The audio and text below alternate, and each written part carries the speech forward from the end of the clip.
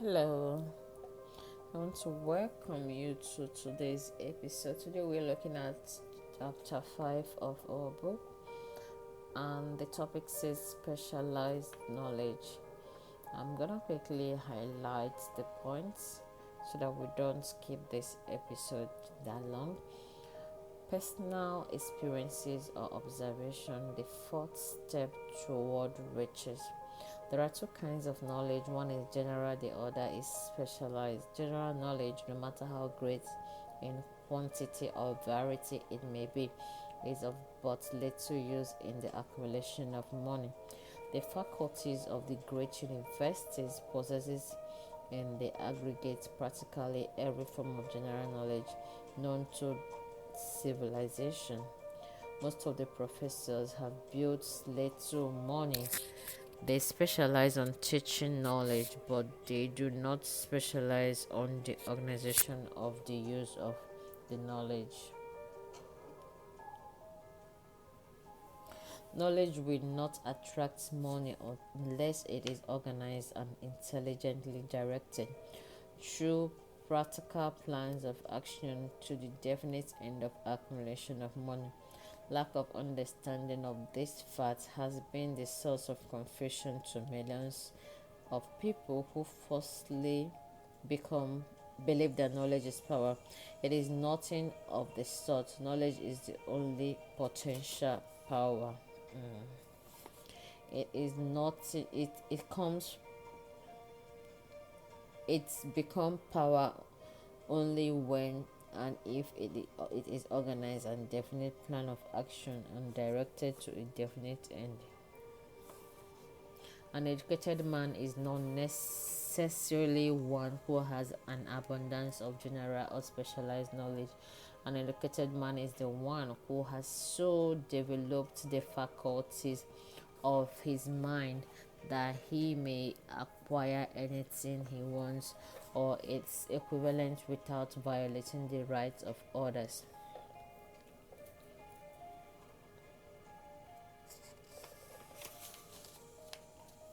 You can get all the knowledge you need.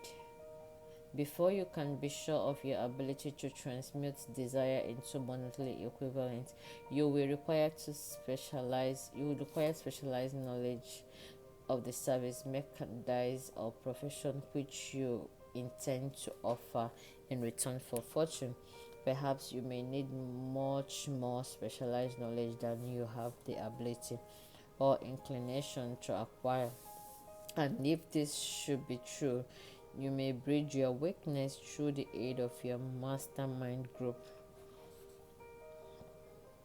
The accumulation of great fortunes calls for power, and power is acquired through highly organized and intelligently directed specialized knowledge.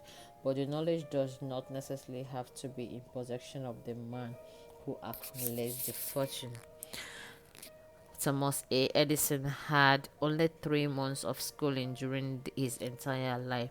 He did not lack education, neither did he die poor. Henry Ford had less than his sixth grade schooling, ma- but he managed to do pretty well by himself financially. Specialized knowledge is among the most plentiful and the cheapest form of service which may be had. If you doubt this, consult the payroll of any university. It pays to know how to purchase knowledge. The most important of these knowledge is not the most important of these are one one's own experience and education.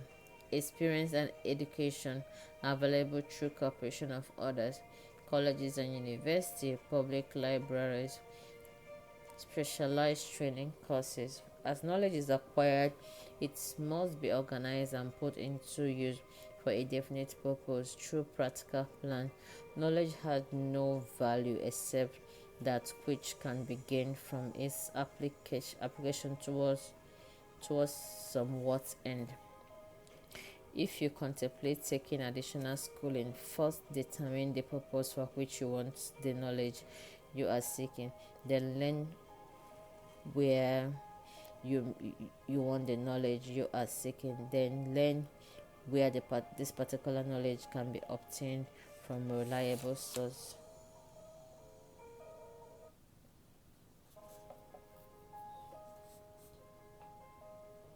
The order of the day is specialization. This truth was emphasized by Robert P. Moore, former director of replacement at Columbia University, in a news story.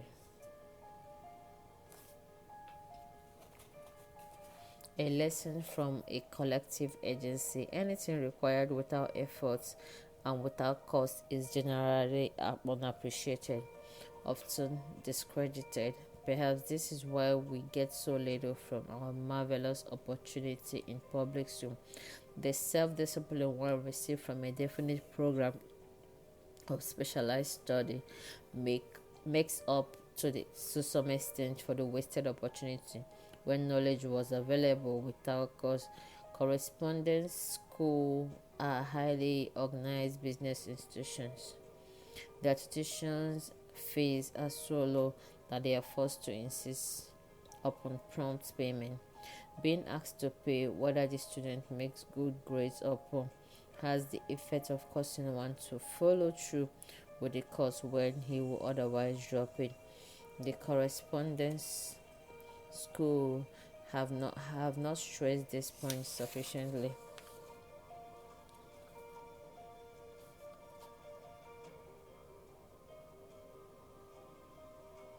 Being forced to pay, I went ahead and paid for it and completed a course.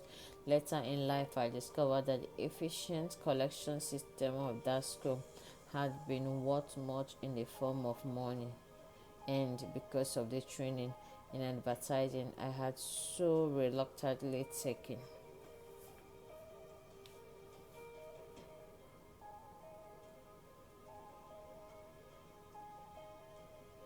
The road to specialized knowledge. We have in the country what is said to be the greatest public school in the world. One of the strange things about human beings is that they value only that which has a price. The free schools of America and the free public libraries do not impress people because they are free. This is the major reason why so many people find it necessary to acquire additional training after they quit school and go back to work. It is also one of the major reasons why employers give greater consideration to employees who take home study courses. They have learned from experience, and that any person who has the ambition to give up a part of his spare time to studying at home has in him those qualities which makes for leadership. Just to keep the record straight and to anticipate the alibis of those who will say I couldn't go to school because I have a family, I have no family. I couldn't go to school because I have a family to support, or I am too old. I will add this information that my Mr. Weir was past 40 and married when he went back to school. Moreover, by carefully selecting high specialized course in college best prepared to teach the subject chosen, Mr. Weir completed in 2 years the work for which the majority of law students require 4 years. It pays to know how to purchase knowledge.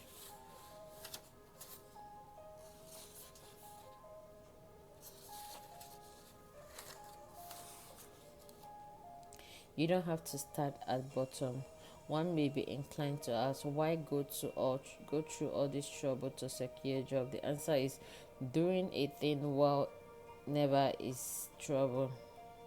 The plan prepared by the woman for the benefit of her son helped him get the job for which he applied at the first interview at a salary fixed by himself. Moreover, and this too is important, the position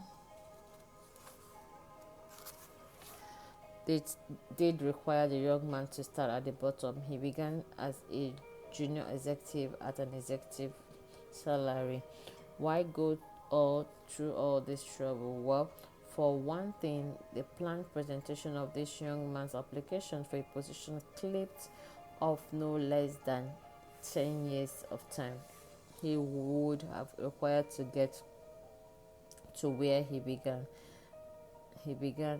had he started at the bottom and worked his way. The idea of starting at the bottom and working one's way up may appear to be sound, but the major objection to it is this: too many of those who begin at the bottom never manage to lift their heads high enough to be seen by opportunity, so they remain at the bottom. It should be remembered also. It should be remembered also that the outlook from the bottom is not a very bright or encouraging. It had a tendency to kill of ambition. We call it getting into a rut, which means that we accept our fate because we form the habits of daily routine. The habits have finally become so strong.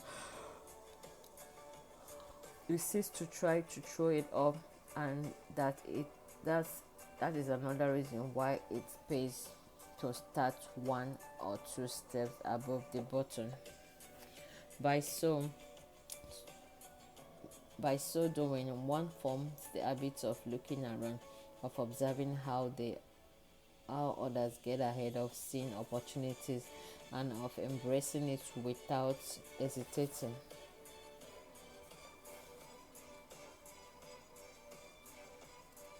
Your association can be priceless. I'm also trying to emphasize another point, namely that both success and failure are largely the result of habit. I have not the slightest doubt that happens close association with the greatest footballer coach American ever have knew planted in the mind the same brand of desire to excel which made the Notre Dame football team world famous. Truly, there is something to the idea that hero worship is helpful, provided one worship a winner. They believe in this theory that business associates are vital factors both in failure and in success was clearly demonstrated when my son Blair was negotiating with Dan Haffin for a position. Mr. Haffin offered him a beginning salary of about one half what he could have gotten from a rival company. I brought parental pressure to bear and induced him to accept the place with Mr. Haffin because I believe that close association with one who refuses to compromise with circumstances he does not like is an asset that can never be measured in terms of money. The bottom is a monotonous, dreary, unprofitable place for any person. That is why I have taken the time to describe how lonely beginning may be circumvented by proper planning. Make your idea pay off through specialized knowledge. The woman who prepared the personal service sales plan for her son now receives requests from all parts of the country for her cooperative in preparing similar plan for others who desire to market their personal service for more money.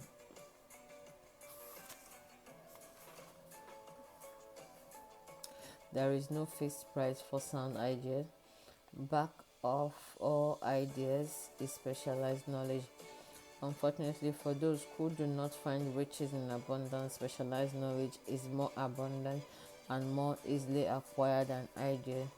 Because of this very truth, there is a universal demand and an ever increasing opportunity for the person capable of helping men and women to sell their personal service advantageously.